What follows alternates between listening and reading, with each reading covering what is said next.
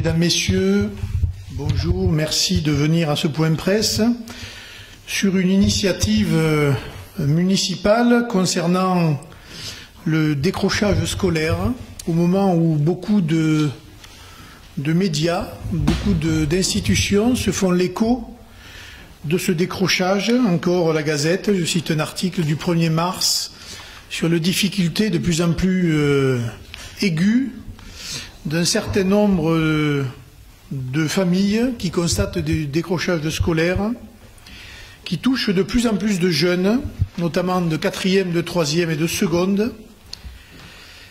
Pour la seconde année consécutive, ces jeunes ne bénéficient pas d'une scolarité normale, à savoir des périodes de confinement, l'enseignement à distance, très variable selon les établissements et selon les professeurs, l'absence de liens sociaux, les difficultés d'un grand nombre de parents pour suivre la scolarité de leurs enfants, la situation scolaire à caractère inégalitaire, puisque certains parents ont les moyens d'inscrire leurs enfants à des cours privés, mais beaucoup n'ont pas les moyens d'utiliser des structures privées pour faire du soutien scolaire. Les étudiants qui, eux, inversement, n'ont pas de cours en présentiel et sont donc plus libres, même s'il y a d'énormes difficultés. Et je communiquerai d'ailleurs dans les jours qui viennent sur une initiative à destination des étudiants, après ce que l'on a pu voir à Paris, où des files d'attente de centaines d'étudiants venaient tout simplement pour chercher de la nourriture, ce que je trouve extravagant dans un pays comme le nôtre. Certains d'entre eux s'ouvrent économiquement et vont souffrir encore plus dans les mois qui viennent du fait du manque crucial d'emplois saisonniers. La plupart des petits travaux, de ce que l'on appelle des jobs d'étudiants, sont d'ores et déjà devenus inexistants et idem d'ailleurs pour les stages rémunérés. Face à cela, un certain nombre d'institutions proposent d'autres soutiens, mais la ville de Perpignan ne pouvait pas être absente de ce soutien à ces jeunes sur le territoire de la commune, voire même de l'agglo, pour celles et ceux qui le voudraient. La ville de Perpignan décide de faire de la lutte contre le décrochage scolaire une grande cause municipale, partant du principe qu'à situation exceptionnelle, mesure exceptionnelle. Il s'agit donc d'aider à la fois des élèves en difficulté et de permettre à des étudiants de disposer des ressources financières tout en donnant du temps à la collectivité. Les notions de citoyenneté et de solidarité prennent donc tout leur sens de façon plus concrète.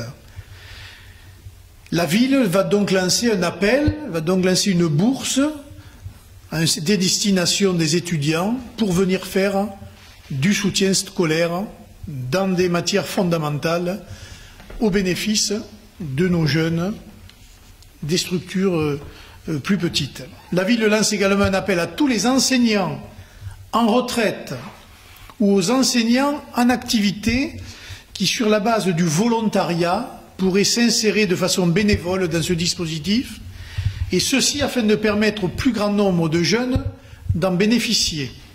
Sur le plan pédagogique, l'objectif est de permettre aux élèves de 4e, de 3e et de seconde de revoir les programmes de leur année respective, et ceci dans les matières fondamentales, à savoir le français, l'histoire-géographie, les mathématiques et les sciences.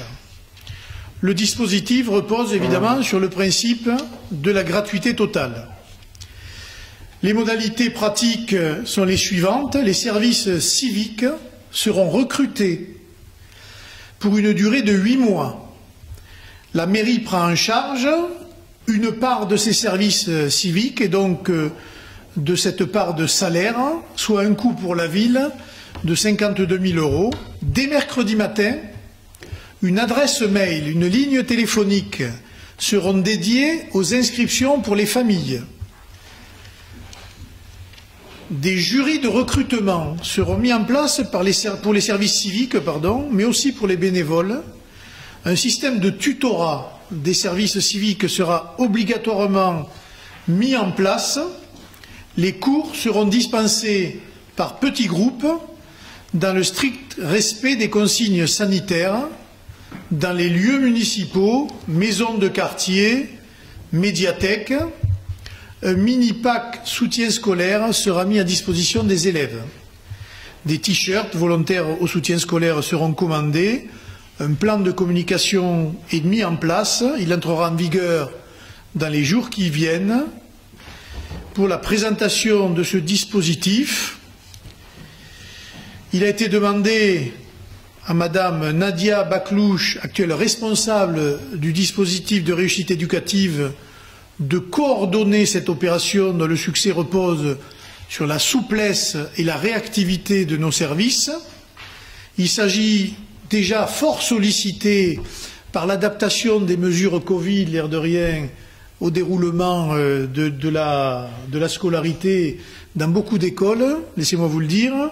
Il s'agit aussi de savoir répondre à une urgence éducative, puis de savoir prolonger ce dispositif en fonction des besoins. Un comité de suivi sera mis en place, composé de mon adjointe à l'éducation, Madame Sophie Canadas-Blanc, de l'élu à la jeunesse, Madame Anaïs, où c'est qu'elle est? Ah bon, elle n'est pas venue? Bon, très bien.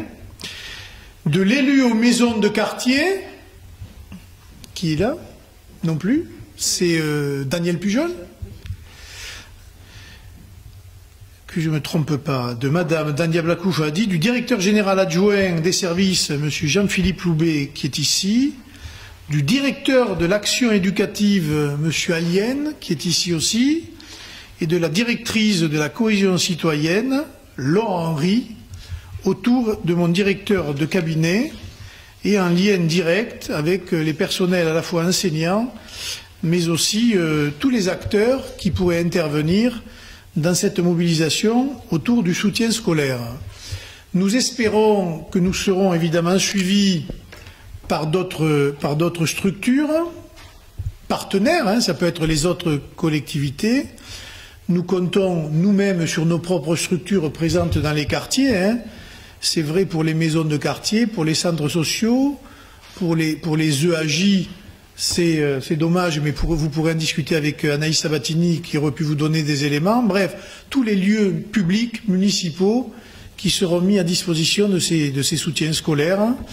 Et on espère, comme cela, par une bonne communication, mais aussi par, j'allais dire, une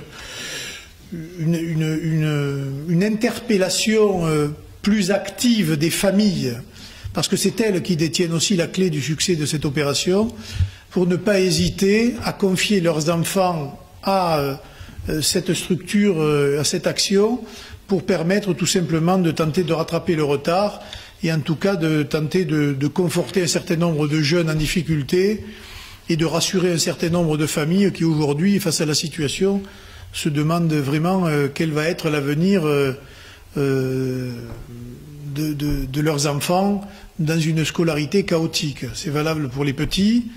C'est aussi valable pour les plus grands, mais nous n'avons pas la responsabilité sur cela, en tout cas. Et c'est évidemment tout l'aspect de l'aide aux étudiants. Ça permettra pour certains d'obtenir un petit quelque chose qui leur permettra de vivre dans cette période particulièrement compliquée. Et nous avons pris évidemment langue avec l'ensemble de la communauté éducative pour que les choses se passent au mieux. J'espère que le nombre sera au rendez-vous par rapport aux moyens que nous mettons en place et j'espère que les étudiants y répondront d'une manière nombreuse, ainsi que les enseignants d'ailleurs à la retraite ou même les volontaires. Il est important aussi pour les jeunes générations de voir que les générations d'après se soucient aussi de leur parcours et viennent au soutien dans la période qui est pas seulement matériellement compliquée, qui est surtout psychologiquement compliqué, et on voit bien dans tout ce que l'on voit, dans tout ce que l'on peut, connaître de ce confinement, qui devient de plus en plus difficile à supporter pour beaucoup de nos concitoyens, de ce couvre-feu, qui lui devient encore plus difficile que le confinement lui-même et les mesures de restriction, c'est autant, j'allais dire, de bouées jetées à la mer, qui permettront à tous ceux qui en ont besoin de se raccrocher à ça.